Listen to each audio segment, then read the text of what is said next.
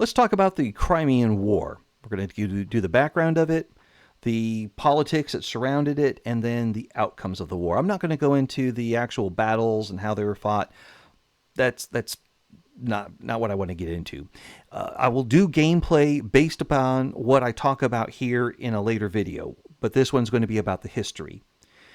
So, Crimean War. It happens from 1853 to 1856, and the big fighting is 1854 and 1855 in Crimea itself.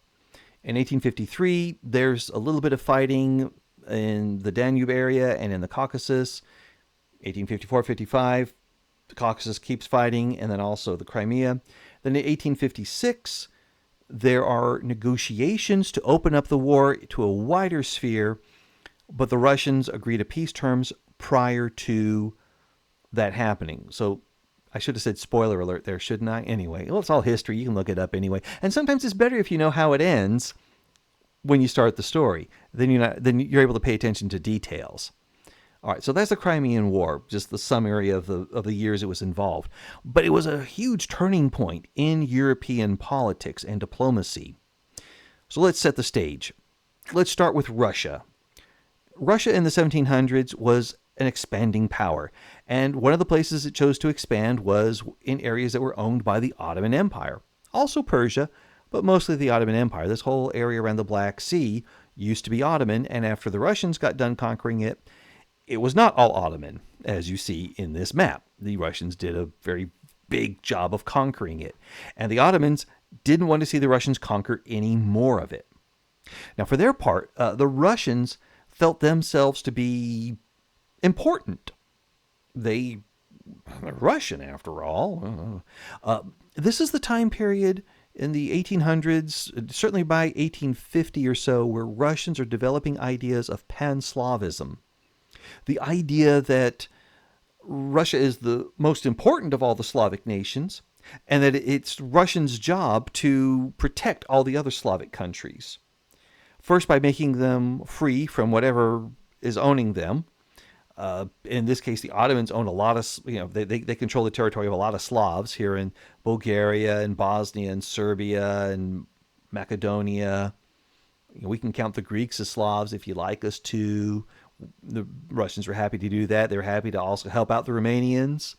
They felt they were kind of Slavic too, It's not always about a language. But as far as the Slavs who were within Russia, as long as they spoke Russian, they were okay. If they spoke Ukrainian, they could face the death penalty. Really rough stuff. And the Poles, when they tried to make their own little country, the Russians said, no. Our country's good enough for you. Smash. And keep them that way. They weren't talking about unifying Poles who lived in Austria or Prussia at the time. That may have come later, but certainly for right now, their main target was on the Ottoman Empire in their discussions. Now, before the Crimean War, they had not been as bold to actually suggest, let's do something about that. It was just talk. But this is where the Russian mindset is at this time. Let's keep expanding, and let's do something about the Slavic question, the Balkan question. Anytime somebody wanted to conquer another part of the world, they called it a question. Anyway, but there's one more thing that happens with this. The Russians are also expanding southward because there's a lot of wealth to be had in this area. The British got there first. Well, the French and British and the Portuguese got there first, but the British took care of the competition, and now the French got this one little spot, and the Portuguese got that little spot, and maybe a few other tiny locations, and the rest is British, or owes allegiance, or somehow is connected to the British. I'm not going to get into the doctrine of lapse or anything, or how the company works, but it's there. It's important to them. And it's important to the British that they keep the Russians as far away as possible because they know the Russians are grabby. If the Russians break through to Persia, if they come through Central Asia, they threaten India, and they could do something to try to entice the Indians to switch sides, and that makes it messy. Very messy. So the British feel that the further the Russians stay away from India, the better. And that's why they look at the Russian threat to the Ottoman Empire as a very serious threat. They feel that a strong Ottoman Empire keeps Russia in check, keeps them from grabbing things, and therefore secures British interests. So that's the Russian view. That's the British view. The Ottoman view is, please stop hitting us. We're having trouble as an empire right now. We're trying to pass reforms. They're not all working the way they thought they would. It's just kind of crazy around here. Please stop hitting us, Russia. We don't like it.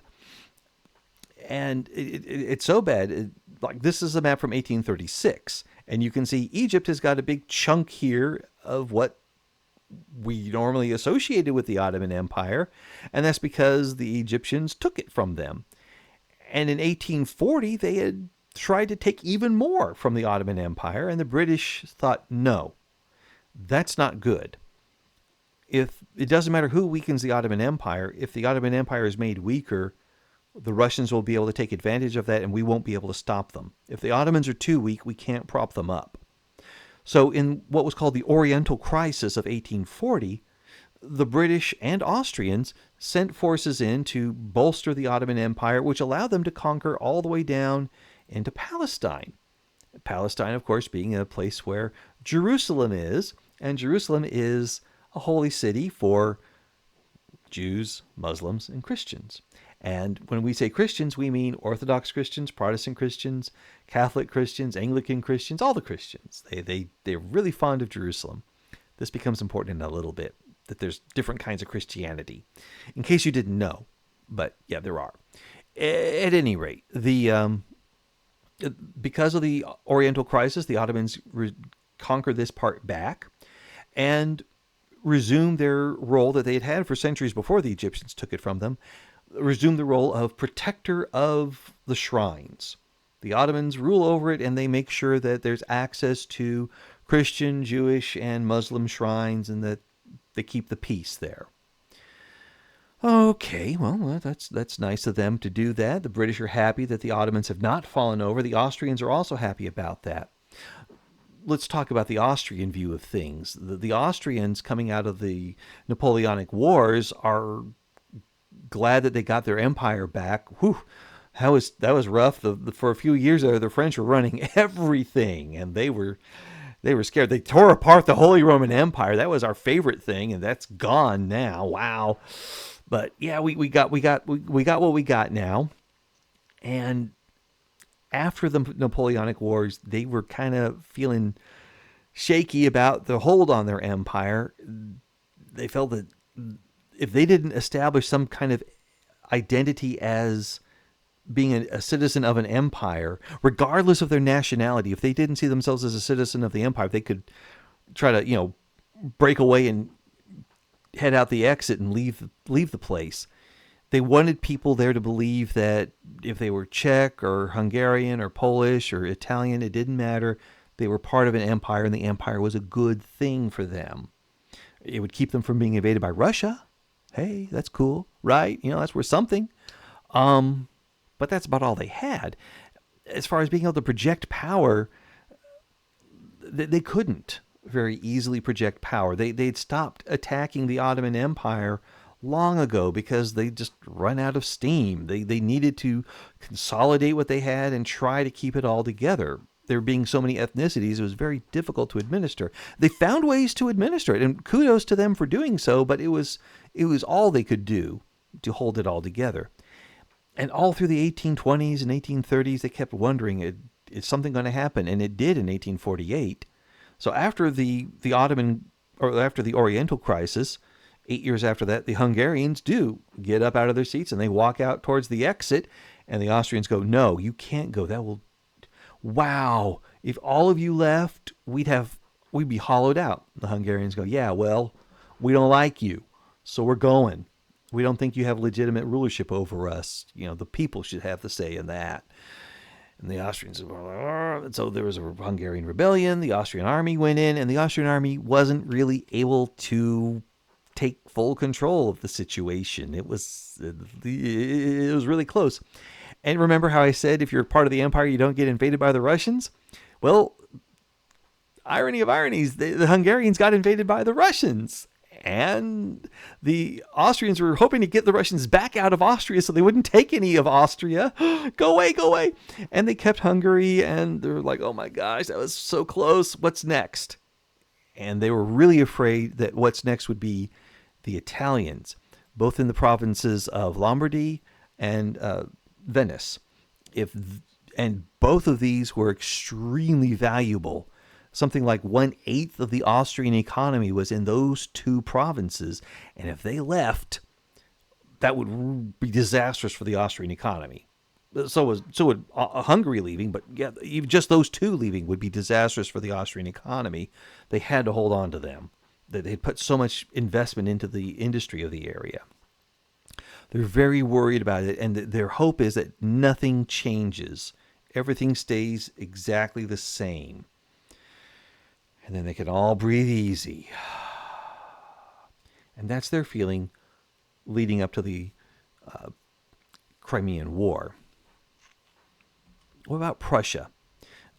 Prussia was not really, under the king they had at the time, they weren't really into taking over anything. The parliament in Frankfurt in 1848 offered him a crown, and he says, yeah, no, that's not how I want to get my crown. Thanks, but no. Being that if the people gave him a crown, he felt the people could take it away from him, and he didn't want that. He wanted to be an authoritarian, not a parliamentary monarch. So Prussia was not really swept up with the idea of unifying Germany, not the entire country. Some people were, but the rest were like, oh, no, you can't be serious, man. I mean, did you see those guys in Saxony and Hesse? Don't even get me started about Mecklenburg. No, you guys, you're kidding me, right? Unifying Germany? No, not for me, man, not for me. Oh, that's crazy talk. That's how they felt. And the Austrians were happy with that, because if they couldn't unify all of Germany under their crown, then not having it unified under any other crown suited them down to the ground, because then they wouldn't threaten Austria.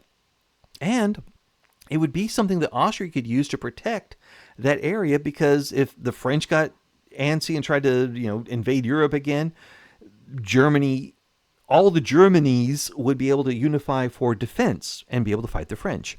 And if Russia got grabby, well, they would all unify and fight the Russians. So, yeah, it worked out for Austrian politics and diplomacy to keep Germany fractured if they couldn't own the whole thing. So that's the Prussian view. There's one more view to cover. Well, actually, two more views to cover. The first one I'll do is actually Sardinia-Piedmont. These guys coming out of the Napoleonic Wars look around and go, Italy could stand to be unified. And we'd be happy. We'd be more than happy to do it. We could work this out. Believe us, it's no imposition. We'd love to help out and unify Italy under their king, of course. The Austrians did not like that idea at all, because unifying Italy would mean the loss of 1/8 of its economy in Lombardy and Venice. They were like, we don't need that to go. And the guys in Sardinia thought, okay, all right, we know how it is. We don't have to take it now. We'll work on the little guys first. Papal states will be tricky, but we'll work on the rest. And then, they had thoughts. And they wanted to be able to prove themselves on the stage of Europe, because you got all these other great powers around here. Prussia is number 5 on the great power list, and ahead of them are Austria, Russia, France, and England. And if Piedmont could be thought of like, hey, we're number 6. You got this other hand. You can count great powers on this one too. We could be number 6. And we could, and as a great power, well, then you'd have to respect our ability to unify all of Italy, and because we're great and powerful. They're just not there yet. So they're looking for a way to prove themselves, and they see an ally in the Emperor Napoleon. Now, Emperor Napoleon is who's running France in 1853 when the Crimean War kicks off. Before that, you had the Orleanists who, the the Bourbons, who ruled until, what was it, 1830, and then the Orleanists, who rule until 1848, and then there's a brief republic, and then Napoleon becomes president of the republic, and then he subverts it and becomes emperor and creates a second empire. Well, in the 1850s, France is in the Second Empire period. So if we go back to that Oriental crisis and France backing Egypt, and then the British and Austrians backing the Turks, and that meant France had to back out. And when France backed out in 1840, they said, well, we should get the Rhine because that's our natural border. And everybody was like, oh, what the heck, France? No, you don't get the Rhine. No, that's stupid. Why are you idiots? And the French were really humiliated. You guys are mean. You won't let us have Egypt. You won't let us have the big Egypt. You won't let us have the Rhineland. We're being humiliated. Let's take Algeria. Ah! Yeah, they threw a tantrum and took over Algeria. Diplomatic tantrum. And Algeria, yeah, they claimed glory from it, but it took over 100,000 troops to hold the place down over an incredibly long period of time. This was not a quick war. Well, it was a quick war to knock over the local potentates, but when they started guerrilla warfare, it was not a quick war. It was very costly, and it was very brutal in what the French were doing in Algeria. They were getting a lot of military experience. In fact, that made them the toughest military in Europe in 1852 because they had actually been fighting a war. The rest had been kind of like marching around for show. And as a result, the British army, the Prussian army, the Austrian army, the Russian army, and the Sardinian army, and the Turkish army, to a great extent, were not as well prepared as the French were, because the French were destroying things in Algeria. But anyway, Algeria was over by the time Napoleon gets to his office, and being a Napoleon, he wants to exert his ego all over Europe, but he knows he's also no strategist. He's a diplomat, and a statesman, but not a general. So we're not going to conquer anybody. Do you like that, Europe? And they go, yeah, we actually prefer you not conquering us. Thank you, France, for not conquering us again. Like it was, but it wasn't going to happen. Anyway. But yeah, thanks for not conquering us, Napoleon. We're really glad you're not conquering us. Ooh, we're scared. Well, he wanted to be able to prove himself and assert himself as the ruler of France and show that the French power, the soft power, was the most powerful thing in the world. He's working at building up France's brand. I have another video where we talk about informal empire, and that's what Napoleon III is really all about. This informal empire that arises out of French wealth. And we get to the 1850s, we have the Pan-Slavism from Russia, and we have this little thing over here in Palestine where the Russians were able to get a deal with the Ottoman Empire that the Orthodox Church would have preeminence among the other denominations of Christianity in terms of how they got serviced by the Ottomans for the tourist season at all the shrines. So the Ottomans were keepers of the shrines, but the Russians were held to be protectors of the Christians in the Holy Land. Kind of like if you have a problem, then you take it up with the Russians, if you're a Christian, I guess. But anyway, that was their deal. And the French didn't like that. It's like, why should the Russians be the boss of Christians? We're just as good as they are, and we're Catholic even. Come on, man. We should be the boss of Christians. Yeah. And they were able to get some changes made that help Catholics get favored in the Holy Land over the Orthodox. And the Russians were very upset about that, and they were, they used that as a pretext to launch a war. They didn't care. I mean, the whole thing, later on, they do kind of mention it at the end of the war. It's like, oh, yeah, that's something there. But what they're really fighting for is beyond that little issue of Palestine. What they're fighting for is the existence of the Ottoman Empire. The British do not want the Ottomans to be weakened anymore. or else the Russians will expand and take everything over. And when the Russians are upset about the situation in the Holy Land, they say, well, the Ottomans are going to be jerks like that. We should just go ahead and free all the Balkans, all the Slavs in the Balkans, and we'll protect them. If you want us to protect the Christians, we'll protect the Slavs. Yeah. Yeah. What are you going to do now, Ottoman? What? Come on. Come at me, bro. What? You're weak. Well, that scares the British. If the Ottomans lose all that, there goes a chunk of their economy. They become weak, and it's like a few more years, and the Russians pound them again, and they drive onto the Persian Gulf, and the dominoes will fall. The British come against the Russians and are very much for the Ottomans. The Austrians, they get wind of this and go, hell no, Russia. What are you thinking? Do you want us to be destroyed too? Russia goes like, why would you be destroyed? You're Austria. You got a cool empire. We helped you hold it together. We'll help you again. Yeah, we don't need that help. Okay? We certainly don't need your help messing around in the Balkans. Stay away from them, Russia. They don't want that. How do the Prussians feel about that? The Prussians are like, don't get us involved in this. This is crazy. We have we have no way to benefit from joining either side.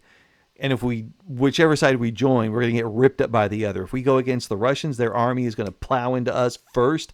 We'll do all the dying, and everybody else will get all the benefits. If we go against the British, they'll blockade us. We'll starve. Again, we'll do all the dying, and then somebody else gets all the benefits. This is not a good thing. We don't want it. What about the French? Well, if they back the Ottomans, then they get to keep the little Palestinian thing. There's that. But more than that, if the French get involved in this on one side or the other, they could be seen as providing the decisive force of both diplomacy and military elan. Yeah, let's do this. We're joining a side. Which one? Let's join. Well, the Ottomans are giving us a deal, so let's join their side. And we'll all exact like indemnities off of Russia. It'll be fun, Did they want any territory? No, they did not. No, they did not. They told the Turks you could have, if you want, you could have the Caucasus from Russia. And the Turks said, yeah, no. Even though there's a lot of Muslims there that would like us to be their ruler, there's a lot of Muslims there that don't want us to be our ruler. And there's a whole lot of Christians that don't want us to be our ruler, and they'll do exactly the same things that those guys are doing against the Russians, rebelling. We don't need this. It's calm enough the way we got a system here. We don't need to go mess it up by taking something else. We just can't handle that. Can we just keep the borders where they are? Thank you. Okay, Turkey. How about a couple of villages? Okay, a couple of villages. That's it. Tops. We're not taking states, just villages. And if the Russians dismantle stuff, that'll be nice too. If they get rid of their military power there, that's a cool thing. But we don't want territory. All right. So the British and French are going to support the Ottoman Empire in this discussion they're having with Russia. And Sardinia also sides with the Ottomans. And the French and British are going, oh, look at him. Isn't he cute? Look at Sardinia. He thinks he's a big boy. All right. Yeah, come on.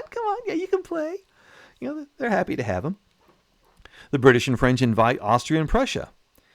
Prussia says, yeah, no. We are neutral. We are so neutral. No way. We're not joining. And both Russia and Britain are kind of disappointed in Prussia because, like, come on, you could pick a side. Yeah, no. We could pick a death. No, we're neutral. So then France and Britain look at Austria like, okay, you benefit from Ottoman stability. And the Austrians are like, yes, we do. We also benefit from not having a war at all. 1848 was bad enough. Our army is shaken. Our economy is shaken. We don't have enough cash to start shooting bullets. We can't afford a war. Y'all figure this out. All right. So they're kind of hopeful, and then the Russians march into Moldavia and Wallachia. Their forces line up primarily along the Danube here in Wallachia. The idea being that they're going to attack directly into the Ottoman Empire from Romania, or Wallachia, as well as across the river here into Dobruja. Now they're also going to have a fight over here in the Caucasus Mountains, but this is mountainous territory. They don't see that as a decisive theater. They figure they could hold the line, maybe cause some retreat to happen, but it's not going to be a huge sweeping battle because mountains. No, this area here is where they could make better progress. Yes, there are mountains in this area, but they're not as bad as the Caucasus Mountains. So these will work here. This is where they see the war will be won. They will capture the Balkans. The Slavs will rally to their cause. They say, yes, they'll all join our armies, and we'll lead this huge revolutionary force to redraw the map of Europe, and it'll be awesome. They think that's what's going to happen. They cross the river and attack into Ottomans as very tentative attacking, just along the border. And they find out that the Ottoman fortresses are actually pretty tough, and that the locals are not rising up en masse and by the hundreds of thousands to overthrow the Ottoman rule. And the Russians are going, come on, we're here. We're the cool guys. We're the boss Slavs. You should be happy to join with us and have us lead you into the next century with our powerful leadership. Please speak Russian. And they're just not doing it. So, there's battle along the Danube, and the Austrians go, that we can't have this. Even having a war there, even if nothing changes, just having a war is going to get our people bothered and thinking about things we don't want them to think about, like revolting. So the Austrians mobilize their military. They bring up the troops, they start paying them wages, and they send them all to this border here. And they tell the Russians, we're not going to attack into Russia, but if you don't stop fighting, we will attack your forces in the Danube region. So they're limiting this conflict just to the Danube, or rather they're limiting the elimination of conflict from the Danube region. You could fight the Ottomans anywhere else you want, just not here. You're not going into Bulgaria, you're not going into Romania, you're going to move your troops out and they're going to go back home. And that's it. And the Turks are not going to do anything either. We'll make sure of that. No one's fighting. And the Russians, realizing they've got a Turkish army here in Bulgaria and an Austrian army ready to enter Wallachia, they're surrounded. They agree and they pull out. They go back to their side of the border. And the Austrians occupy this area. And the French and British are happy to tell the Austrians, if you'd like to take that over and then fight the Russians, we'd be happy to have you.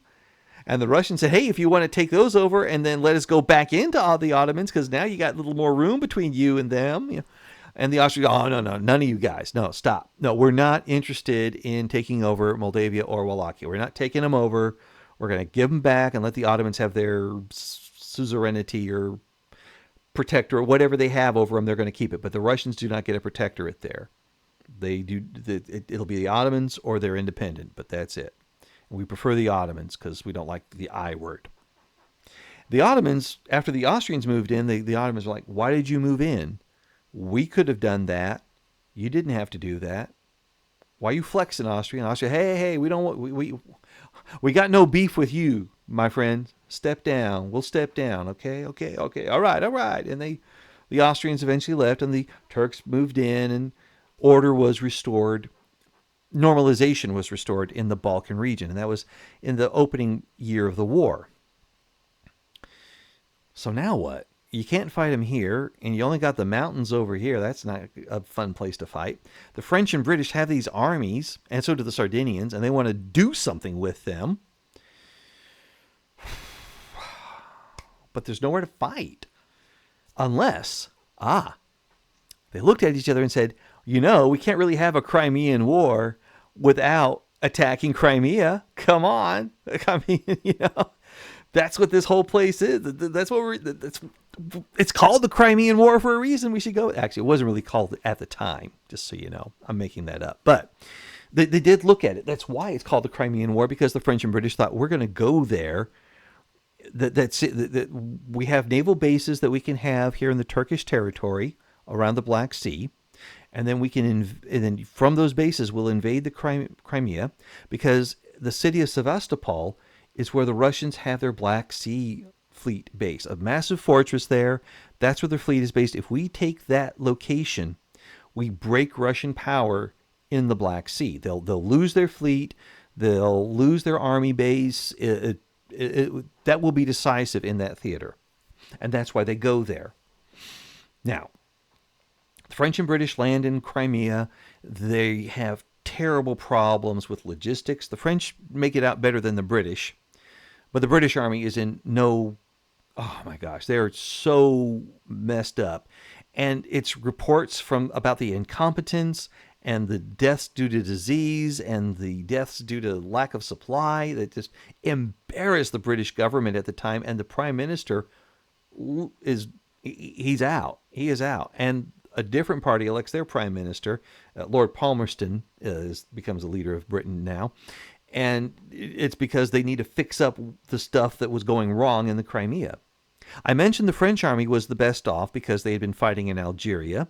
And yes, they kept doing pretty well here, although generalship on all sides was not the best. There are a lot of people there who are there for political reasons, and politicians rarely make a good general. Rarely. The Russians, you'd think they'd have good supply. I mean, they're in Russia, but they didn't, because they didn't have any railroads or even roads to get everything from the center of Russia to this peripheral part. Roads became mud slogs after a little bit of rain. It was terrible, terrible. So the Russians have supply problems. The British have supply problems. The French have supply problems. The Sardinians are having supply problems. The Turks have supply problems. They're all having cholera. This is where the idea of having a medical service for your soldiers really gets a lot of momentum behind it. Not just doctors who can do stuff in the field, but the idea of treating wounds better, using sanitary methods, creating hospitals, giving people who are wounded good food to eat so they can recover better. This is all being done around this time. Florence Nightingale is a famous person on the British side, but she's not the only one. And oddly, she was very anti-Catholic. So you never hear about the Catholic British nurses getting into this conflict, trying to help people out. It's always Florence Nightingale. She had the best press. But hey, history makes gray out of people, not black and white. And she did a lot of good. She was just also anti-Catholic for, she had reasons. But anyway, whatever. But yeah, we never hear about the Catholic ones or the French one, people doing the Turks doing their thing. It's always Florence Nightingale in the Crimean War. So it is. But anyway, 1854 does not go well, but 1855 goes better for the British and French and Sardinians and Turks. And they are able to capture Sevastopol after a load of weird adventures that proved to them all that they could do better with the military. They learn a lot of lessons here. And after capturing Sevastopol, it does break Russian power. They withdraw. They just head north.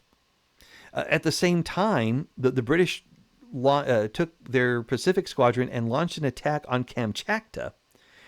And when they got to a port there, they found the Russians just burned it down and went to the interior. And they didn't know any other ports there. They had no maps. Oh, that's a weird thing in this war. Nobody has any maps. In fact, the Russian leader in the Crimea asks the guys in St. Petersburg, could you send me a map so I know what I'm doing here? And the leaders in St. Petersburg say, well, we only have the one map. We can't send it to you because we're doing planning here. Guys, they didn't even make a copy of it. So yeah, people start to learn that maybe maps are important to have. Maybe. The French, well, you have a map, it's silly, you just charge and then you are fine. But yeah, so the British don't know of any more ports in Kamchatka, so they head home. But that was an action outside of Crimea in the Crimean War. And it led people to think maybe this thing could expand. the Americans were not friendly with the British at this time. They had had some border disputes over Canada. They had settled the question of the Oregon Territory, and they had settled the border with Maine, but they were still pretty mad about it. And there were voices in America saying if they thought the British move against Russia was unjust and that they should be involved and support the Russians, looking at Canada as a possible win there. The British did not want to see the Americans get involved because the Americans were one of their major trading partners, and that would it would wreck the economy, break Canada, and they would lose control of things. They did not want that to happen. But it does threaten to become a global war. So after the loss of Sevastopol, they're thinking, well, what can we do? The Russians have retreated. We can't attack them anywhere else. The Americans might get involved. We got to end this thing quick. And in the planning period, in the winter of 1855-56, the French say, okay, here's what we do. Let's attack Russia at their capital of St. Petersburg. And to do that, we'll have to take out the Russian fortresses that line this little gulf here, this little bay. And once we've taken out those Russian fortresses, St. Petersburg is ours. We'll take the capital, burn it, loot it, whatever we need to do, we'll do it. And the Russians will be demoralized after the loss of their capital, and they'll sue for peace. And then we'll hit them with really strong terms so they never do this again. And Emperor Napoleon brought forward a plan that would dismember the Russian Empire in Europe, that would take the Baltic areas of Estonia, Latvia, and Lithuania, strip them from the Russian Empire, give Finland to the Swedes, and he was dangling that in front of the Swedes to say, if you join, you can have a Finland. And the Swedes are going, ooh, again? We can have Finland? Yes? Yeah. They were thinking about getting in, and the British were leaning on Prussia saying, we know you say you're neutral, but you've been buying weaponry in England and selling it to the Russians. You're selling them guns, you're selling them artillery, you're selling them ammunition. Come on. And the Prussians were like, okay, you got us. And they were going to be pushed into the fight against Russia in 1856. This was also helping the Russians think, we got to end this war quick before they get involved. And we're being naval invaded. And when the French brought forward the demands, because let me just say, during this time, the Russians have an ambassador that's in discussions with the French and British all through this time. It's like at this time period, if you have a war, you send your diplomats to a location and they all get to, have nice restaurants and wine and entertainment, and then they talk during the day about how they're going to resolve this war. And now it's getting serious. And when the Russian delegates hear that the French plan to redraw the map of Europe, and the Austrians really don't like this one, but the French go, hey, we're going with it. You had your chance, Austria. Now it's our turn. We're the ones fighting and dying. We're the ones who are going to tear Russia apart if they don't end this war now. And because of that, the Russians realized they got us beat on the Navy, and they probably could bust their way into St. Petersburg, and we can't get troops there fast enough because we have no rails or roads. And if the Swedes and Prussians are also involved, we can't fight them and the French and the British. We got to end this now. So before the Swedes were able to declare war and have a claim on Finland, the Russians handed in their sue for peace card, and in 1856 they were able to negotiate an end to the war. Borders didn't really change much. There's like a little bit of given here to Romania. There are a couple of villages in the Caucasus. The Russians did have to take apart a number of their forts. The ones that they lost in the Baltic, they'd already destroyed themselves because they thought these are useless and we don't want them to fall in the hands of the enemy and be slightly useful for them, so we'll just blow them up. Okay, sure. When they say, please demilitarize these locations, they go, check. We've already done that. Yeah, we're way ahead of you there. They had to demilitarize the Black Sea for a while. And, they thought, okay, that's it. We're done here. So what was the outcome of the Crimean War? Well, all the participants saw a need to improve their militaries. Logistics had been a problem, tactics had been a problem, generalship had been a problem. They all come away from that thinking we need to change some things. The British had the most changes to make. They had the least effective army. They had to do the most in terms of how they trained officers, how they trained troops, how they recruited, how they armed them, how they supplied them, the whole works. I think they had like a dozen agencies in England were in charge of different aspects of supplying troops, depending on what was involved, and they realized we have to combine this in one agency that will supply the troops and leave it there. Coming out of this, the Austrians are thankful that nothing bad happened to them, but they are still deathly afraid that something could happen. And their experience in raising the army to deal with the Russians had nearly bankrupted them. They knew that any other war they fought would have to be done very quickly because they just didn't have enough money for an extended campaign. They knew they had a weakness. The Ottomans, again, they're also glad that nothing bad happened to them. They come out of the war going, whew, let's just try to be friends with everybody we can and not start anything, and hopefully we'll be able to keep our empire. But things changed in the 1870s. Just 20 years later, 25 years later, they're having another set of troubles in the Balkans. This time, not from Russia pushing the buttons, but the nations in the Balkans themselves rising up. But for the time being, the Turks have what they wanted. The Sardinians have stepped on the stage of Europe, and they're taking their place among what they think are the other equal powers. Because they helped out, the French are willing to help them out. And when it comes to just 3 years later, Sardinia has a war with Austria over northern Italy, and then again in 1861. And in those two wars, they're able to take Lombardy and Venice away. Sardinia comes out quite well, and because of their involvement in the Crimean War, they're able to have the status they need to begin seriously unifying the Italian peninsula and taking territory from Austria. England, as I said, they reorder their forces. They remain a rival of the Russians, and they also look to America and realize that they have a shaky condition over there. They have got to do something to fix their relationship with the United States, or some war could come out and they could lose Canada. And they don't want that to happen because Canada is also important, just like India. Different reasons, but still important. They got to try. They're working on that. But they also feel that they've been able to maintain the balance of nations, and they've been able to make a move to defeat Russia in the Great Game. Not completely defeat, but it was a strategic move there.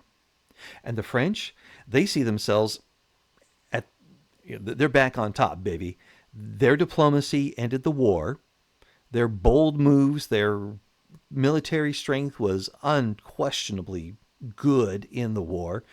And they now see themselves, especially under Napoleon III, as the arbiters, not just of Europe, but of the globe. French prestige is at an all-time high. Everybody wants to have French goods. And coming out of this, they begin to look around and they see opportunities in Egypt, in the Ottoman Empire, and in Mexico. Spoiler alert, Mexico loses like all this to the United States in a war that they have in 1846, 1847. But what's left of Mexico, France sees that as a potential place to expand their informal empire by actually taking over the government and installing a different ruler. They don't do it right away, but they see that. They're already looking there as a potential area long before the Civil War starts. And it's coming out of the Crimean War that they think they can do all this. And of all the nations that reformed their military, France doesn't do a lot of changing in terms of how they train the troops and how they conduct themselves, because they see that was successful, actually. And when they back the Sardinians against Austria, their troops again do very well against the Austrians, who are just hapless. One thing was the Austrian weapons just didn't have the same range as the French ones, and the French were able to use superior firepower to disperse and eliminate Austrians. They didn't win every battle, but they sure did win a lot, and they helped the Sardinians greatly. And then that leads into French, one could say, complacence in the run-up to the Franco-Prussian War.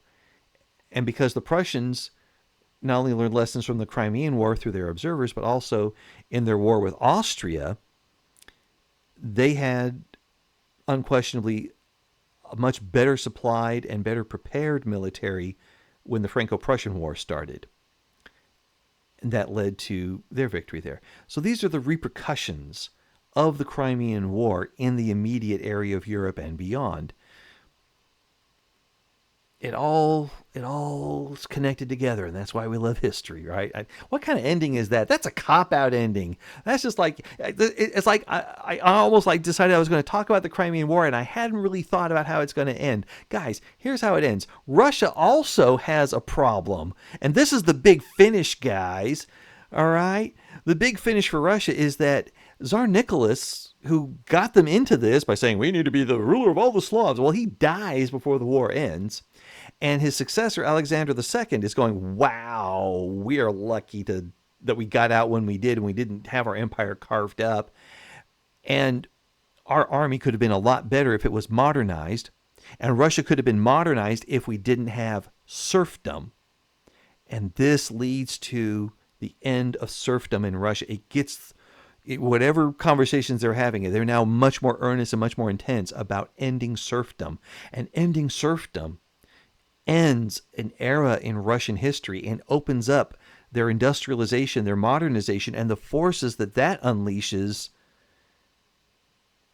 And we know what happened in 1917, but I get ahead of myself there. They do go through a huge set of changes that you could say that, yes, the end of serfdom was the beginning of the end of the monarchy in Russia. They just didn't see it at the time. But that's for another video. I hope you have enjoyed this. And now I can make the cop-out ending because, well, I have come to the end. I did drop the bomb of Russia at the end. See, I did have a bit. I had a point. I had a point to all this. I wasn't just rambling about history. I had a point. Anyway, so how's things going with you? They're going great with me. And, I still haven't figured out how to really end this, without cutting myself off in the middle of